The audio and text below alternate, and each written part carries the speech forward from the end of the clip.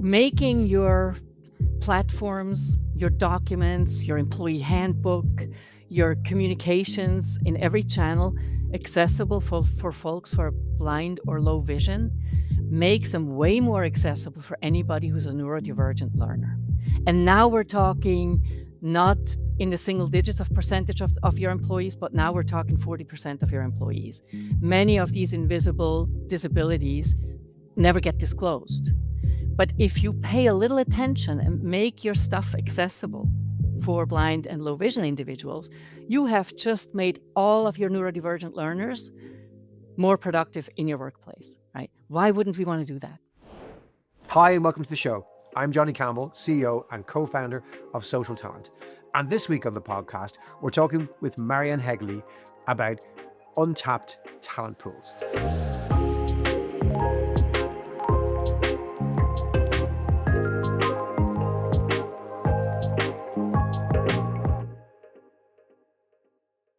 Marianne, you're very welcome to the podcast.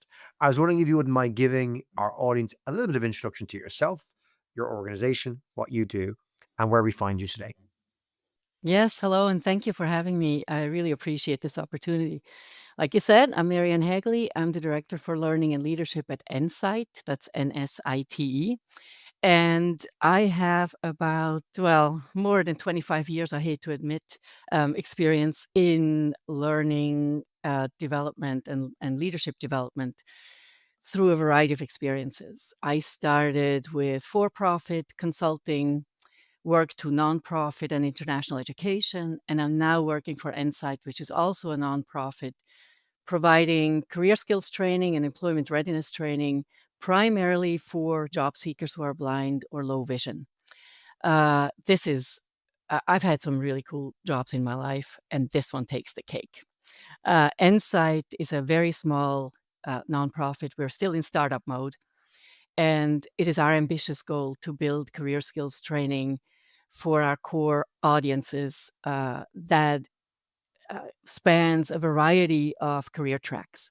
Typically, organizations like ours who provide these kinds of training programs focus on one career track, and you may get training for a career in contract management, let's say. What we're trying to build is a portfolio that spans a variety of opportunities to give people a choice. So it ranges from communications, yes, contract administration, HR, sourcing, recruiting. We even have a track for aspiring blind entrepreneurs. And our parent company is the National Industries for the Blind, and they have 85 plus years experience in creating employment opportunities primarily on government contracts. What we're trying to do is provide what is known as competitive integrated employment. So, really, regular jobs in the private sector, nonprofit, or government. So, Marianne, I love the work that Insight does. I've been really passionate about the program that you run, the results, and I'm dying to dig into them. And we had some of your colleagues join us originally, maybe 4 years ago, when we first launched the podcast. And I'm really excited to get the update and to reintroduce yourself to our audience and talk about how you're leveraging what I feel is a really fantastic pool of untapped talent and describing them and letting our audience get to know them. But maybe before we do that, I wonder, could you maybe set the scene? So more broadly, and maybe let's stick with the US market if you're more comfortable for the moment, Marianne. What what are the stats around employability and employment levels for those who might be disabled? What are we talking about when we have this disability just characteristic and category? Then maybe if you might dig into the particular segment of that, as you said, the blind and low vision, visually impaired talents out there. Talk to me about what it looks like, demographically, but then what does it feel like to be someone like that? And what does the employment market look like if you're visually impaired or blind? Yeah, it's actually really depressing. And I've only been in this field of blind professional development for about 3.5 years now, and I was shocked to see what the statistics look like. So we have an unemployment rate of somewhere a little over 4% nationwide in the United States. That employment or underemployment rate for folks with disability is way higher. For blind folks, it's around 70%. And that has not changed in decades, right? So there were some efforts, like I said, about 85 almost over 85 years ago, to create employment opportunities, particularly for the blind and visually impaired community. And our parent company has been one of the largest employers or facilitators for those kinds of employment opportunities. The challenge recently is that folks no longer um, are necessarily interested in going into these what used to be traditional disability employment opportunities. And that makes perfect sense given what technology has brought us, right? So we're trying to catch up in two areas. The first one is to provide the career training that, in our case, blind and visually impaired folks need to be able to compete in the regular workforce. And that's almost a smaller problem. The bigger problem is that you have employers who truly don't understand that there's this huge untapped workforce with tremendous talent and experience, that they can look for talent within that community. And so our two core constituencies are, yes, blind and low vision individuals and professionals who are looking for jobs, but almost more importantly, connecting with employers who have open positions they may find difficult to fill, and let them know that we have a huge pool of talent here that they haven't even considered. So, Marianne, walk me through some of the roles that folks who worked with NSITE in the past have gone on to work in, or even just the communities that you work in, some of the roles. Because I guess for a lot of us, we may not have somebody as a colleague or a friend who is visually impaired or blind. Yeah. And so, therefore, it's maybe harder to fully understand what somebody could or couldn't do. Like I imagine there's obvious roles where if you're visually impaired, you can't do. You know, tons of things we could probably think of, but it's harder to think of all the roles that somebody is perfectly capable of doing, even if they're visually impaired. Could you walk us through those roles, what you've seen, some of the examples or stories you can tell? Yeah, so I think the most important thing to note is that blindness doesn't mean necessarily you can't see a thing, right? It's a spectrum. Mm. So that's why we call it blind or visually impaired or low vision. So imagine if you're opening up your computer, your regular office job, there is very little. I cannot imagine an office job that a blind or low vision individual could not do, because there's now assistive technologies that they can use. So if you're low vision and you need magnification, then there are applications you can use to make that happen. And you can function the exact same way that somebody who has perfect vision can function. If you're completely blind or your low vision is to a point where you're better off working with a screen reader, then you do that and you listen to what's happening on the screen and get the same work done that everybody else gets done. It's really difficult for somebody with sight like me initially to walk into this environment, and because I cannot imagine myself functioning on a computer if I can't see what's going on. Of course, if I'm blind, I can't use a mouse. So there are keystrokes I can use though to navigate the screen, and the screen reader will tell me where I am and what to select. But so any office position that requires the use of a computer, for example, is perfectly doable for somebody who's blind or low vision. Which is so many different professions and Yeah, roles, Marianne, I believe. We have, I'm sitting here in Dublin, Ireland. You're sitting in the US, but in where I live in Europe, we have the European Accessibility Act coming into force over the yeah, next couple of months, which I think is a real brilliant step forward in terms of making it a requirement for all sorts of levels of accessibility for websites, for software, for products that will require software to be accessible for those who have low vision and many other different requirements. When you and I remember, originally speaking with one of your colleagues, Doug, who himself has low vision, yeah, around, trying out social talent several years ago, and I was quite stunned and surprised to realize that we were not compliant. mhm. Or we didn't make it easy for someone who had low vision or was blind to use our products. So it's not everything that is out of the box ready. There are products and softwares that perhaps aren't there, but regulation seems to be catching up with that. The likes of the act in the EU that's coming out this year and others. Is that gap shrinking? Do you think worldwide? Do you think you're seeing more tools available and accessible, or are there other tools that people invent to get in the middle and fix those gaps? Or what's your view of that? Yeah, I think things are improving all the time, in terms of just the way the apps are built or the programs are built or designed. I come from instructional design, and I have to tell you, I'm mortified to think how little attention I paid to accessibility of my products and my programs before I joined NSITE. And it is so easy if you think about it from the beginning, right? So if you keep in mind that blindness is a spectrum, the first thing you need to look at is what are the contrasts of the colors I'm using. If there's not enough contrast, there's a bunch of people who literally cannot read what's on the screen or in a document, right? Um, if you build a PowerPoint presentation, Microsoft has a built-in accessibility check. You build that presentation, you run that check, and the system will tell you to check the reading order so that the screen reader reads the content on the slide in the correct order. It's Mm. that simple. So if you think about that in the beginning, it is neither cost prohibitive nor difficult to just think a little bit about how you design this. And again, I'm coming from instructional design. I think constantly about my target audience and how they learn best and how I can present my content so they can absorb it easily. Why wouldn't I just add accessibility features to that? It's the same thing, right? And yet it's a bit of a stretch for us sometimes. It's an adjustment. So, Marianne, our audience might be thinking what we're going to do is talk about the accessibility of advertising your jobs, applying for your position, and how Mm. recruiters can perhaps think of those things. But actually, your program goes one step further. Can you tell us a little bit about the NSITE program as it relates to recruiting, some of the history of that, Yeah. how it got up and running, and what you do and who you partner with? Yeah, I absolutely wish I could take credit for this program, but I can't. It actually was established before I joined Insight by colleagues of mine that you already referred to.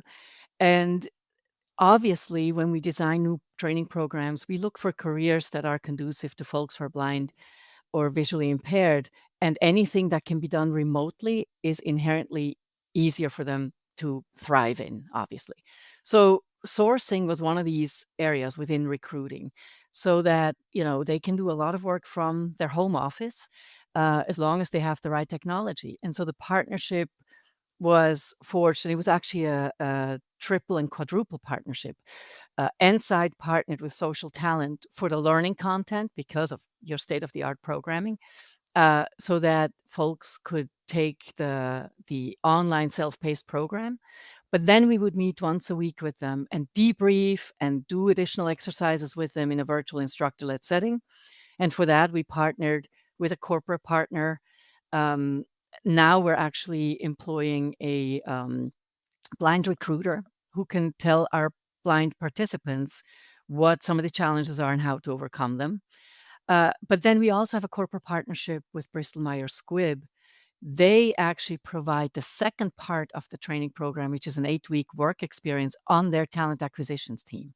And so our participants get to live the life of a sourcing specialist, and work with talent acquisitions in a corporate setting to figure out how the systems work, what to look for in a hiring manager interview, how to make sure that the job postings make sense and highlight what attracts the right talent, and then source the right candidates.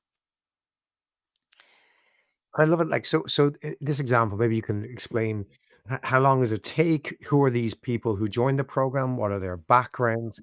And then maybe if you wouldn't mind sharing some of the success stories at the Yeah, end I of the love to. program, what does that look like? Yeah. So typically, we work with state agencies in the United States. Each state has a vocational rehabilitation agency, and they have a number of clients with a variety of disabilities whom they're supporting in their efforts to become gainfully employed. So we get our clients that way. Our trainees, our participants come either to us by themselves because they found us or through their state agency. And, uh, we run them through a vetting process because we only want to enroll folks who actually can succeed in the program, and if we see that something's lacking, we recommend other training for them first before they're ready for this program.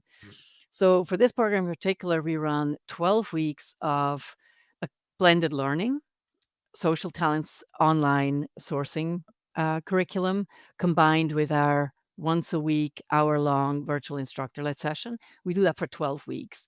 During that time, we also help them create their personal brand. We help them with their LinkedIn profile. We help them with their um, resume writing to make sure, because without a good LinkedIn profile and without a good resume, they will not be able to enter into the 8-week work experience with Bristol Myers Squibb. We love that combination. And by the way, we built that into all of our training programs because you can be upskilled to your teeth. If you don't have a personal brand that is compelling, you're not going to find a job. So after the 8 weeks of the work experience, after full 20 weeks of training, we issue the successful graduates a digital credential that validates their achievement that they can share within social media, especially LinkedIn. We recommend they do that. And together with the certificates that they get from SocialTalent, this is a really powerful portfolio that shows that they have the skills to succeed in a sourcing career. You mentioned at the start, though, that this isn't just about providing someone with the skills or training, it's really about employability.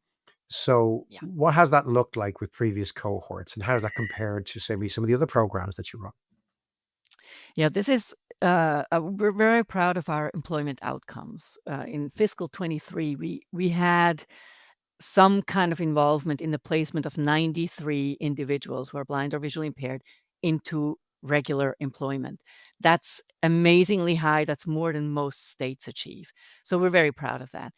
The sourcing program has one of the better employment rates for graduates coming out of the program.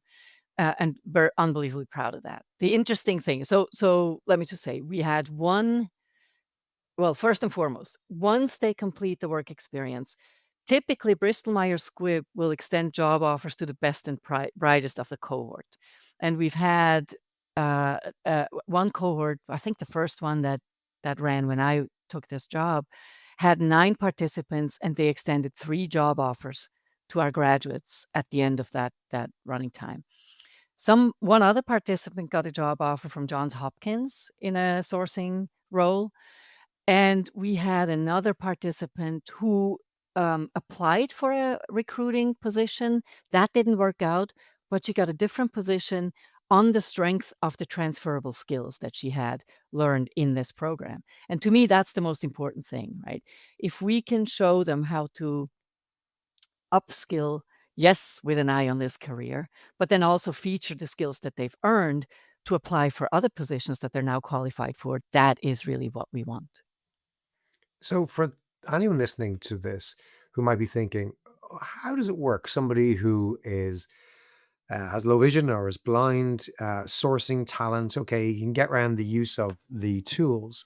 Um, are there perhaps advantages that somebody might have who's got low vision over somebody who's got near perfect vision in such a role? Do you think? Well, from my personal experience, I can tell you, uh, I see folks in this community who have 2 key skills that every employer is looking for, no matter what the field. And the first one is figuring out a solution when you face a challenge. Get really creative, right? My blind colleagues are finding workarounds on a daily basis that I can't even imagine having to find solutions for. That's the one thing. The other thing I find is that many of our trainees have amazing active listening skills, which makes them brilliant in interviewing or even through email exchanges, right? Any exchange with a candidate becomes very meaningful because they use that active listening. They remember things to a level of detail that I need to take notes on. So I find that they compensate the lack of eyesight with other incredible so-called soft skills that are absolutely hardcore that make them desirable employees for any organization.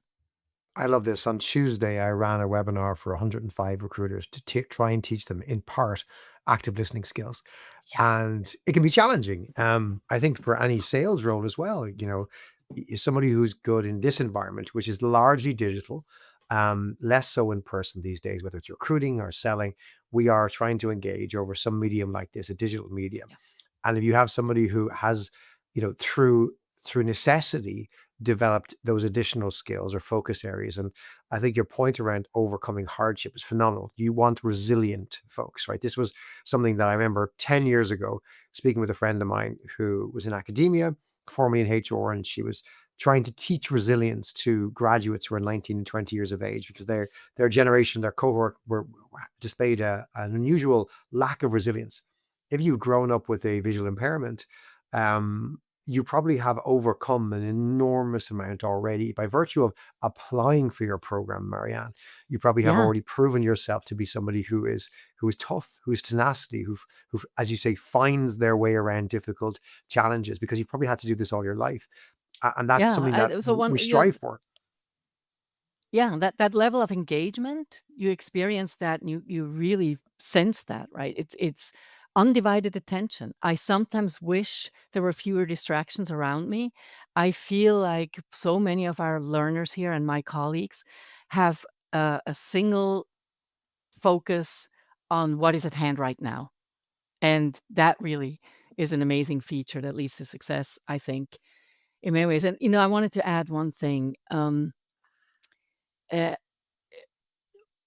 Making your platforms, your documents, your employee handbook, your communications in every channel accessible for folks who are blind or low vision makes them way more accessible for anybody who's a neurodivergent learner. And now we're talking not in the single digits of percentage of your employees, but now we're talking 40% of your employees. Many of these invisible disabilities never get disclosed. But if you pay a little attention and make your stuff accessible for blind and low vision individuals, you have just made all of your neurodivergent learners more productive in your workplace, right? Why wouldn't we want to do that? You're 100% right. I remember doing some research on this last year, and something like 1 in 4 Americans in the workplace have a disability, but the largest share of that is those who are neurodivergent, which is just simply a disability you can't see. Yep. It's not apparent, because we have this international symbol of the wheelchair for Mhm. disability, which probably is now a minority of those who might be in that category. But your point is that, building programs that are better for someone who has low vision, or better for someone who's neurodivergent, is better for everybody. As to your Absolutely. point, what's the clarity on your communication, on the structure, all these different things make it better for everybody. Not just building for one cohort, you're building actually for everybody by using the standard of someone who might come to the table with lower vision, or with a different way that their brain works. So when I think about, the cohorts and the success, Marianne, it's wonderful. It's a testament to how you structure the program and how you work with those different individuals. Are there any kind of tips or advice you might give to those who are not of low vision, who might, find themselves contemplating working with somebody, or are working with somebody with low vision? Any adaptations that you can recommend, or things that you can do to support a colleague, or perhaps, to think about somebody even in an interview process, how you can be more Yeah. supportive, so that if they do have the best skills, that they have a fair contest in that interview process. Yeah, so I think that first and foremost, make sure your platforms are accessible. And I hate to say it, but many recruiting platforms are not. And that creates a real problem. So if you provide an alternative means to get a resume to you, if you haven't done a check on your platform, that's the first step. Uh, Typically, it's to I I found that my colleagues and the people we work with don't mind at all talking about their level of blindness, right? Asking questions is really important. They know that I can't relate at the same level that they're experiencing every day to the challenges that they're facing. So I made it a habit of just asking a ton of questions and saying, okay, how do you perceive this? What if I do that? And I'd constantly share my documents with my blind colleagues for a sanity check. Can you actually get this? And so, for example, when we have a class, our model practice is we send class materials that we distribute that are not available on a platform a day in advance, so that if you're completely blind, you can run the documentation through your screen reader. You take notes, you know what comes where, and then it becomes a much better learning experience because they don't have to try and catch up. And yes, we work with our facilitators to help them get really proficient at presenting in a virtual room where your audience is blind and you're sharing a screen. So pointing out everything that's in red on your screen is not gonna be helpful for those learners, right? So there's a little bit of a couple of tricks to that, not rocket science, but if you build it into your processes from the beginning, you'll have huge success. So, Marianne, you primarily work, as you mentioned, within the US, but you've actually had some international Yeah. candidates who've come on board. Can you tell us a little bit more about how that's expanding? Yeah, that was a really cool story. So we had, a candidate for the sourcing program from the UK. He's in London, he hadn't been employed in years. He started taking this course, and at the end of the social talent portion of the course, between the end of that and the beginning of the work experience, he found a job in a sourcing role. He's doing extremely well. He's been there for several years now. It's been a huge success story. What we're trying to do, so obviously we have time zone challenges with the virtual instructor-led pieces, but we would love to, expand further into, I'm gonna say, English-speaking spaces for now, because I think we have unique programming, the sourcing program being one of them, and we're looking towards the next step being a recruiting certification through Social Talent so that we have career advancement, not just one track opportunity, but advancement within those roles. But we have a really solid IT program that we would love to offer to English speaking audiences around the world. The logistics are a little daunting, but I think we can make that happen.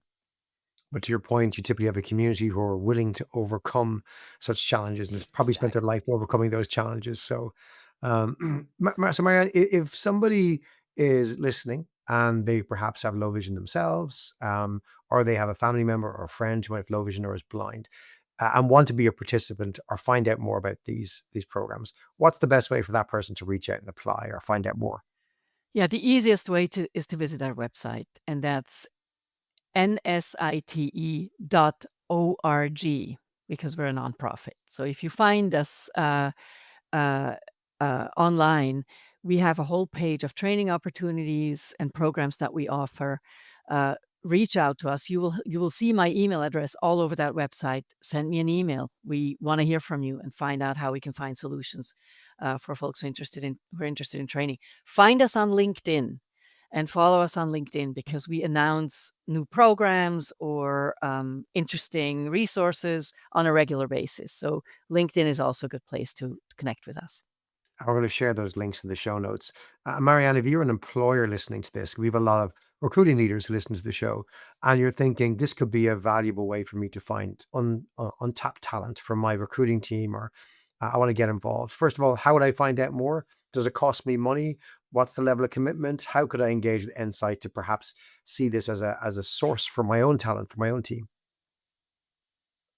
Yeah, I love that. So, if you're an employer and you're looking for blind and visually impaired talent, also go to our website. We have a curated job board we called NSITE Connect, and you can subscribe to that job board. It is only listing positions that are meant to be filled by folks who are blind and visually impaired. So we're not going to post bus driver jobs, right? And we vet all these positions. But we have 500 plus candidates, job seekers who are blind or low vision, who are currently looking for positions. So if you subscribe with us, then you have access to that talent and you can do your searches and do your own sourcing and find out whether we have the right people for your job.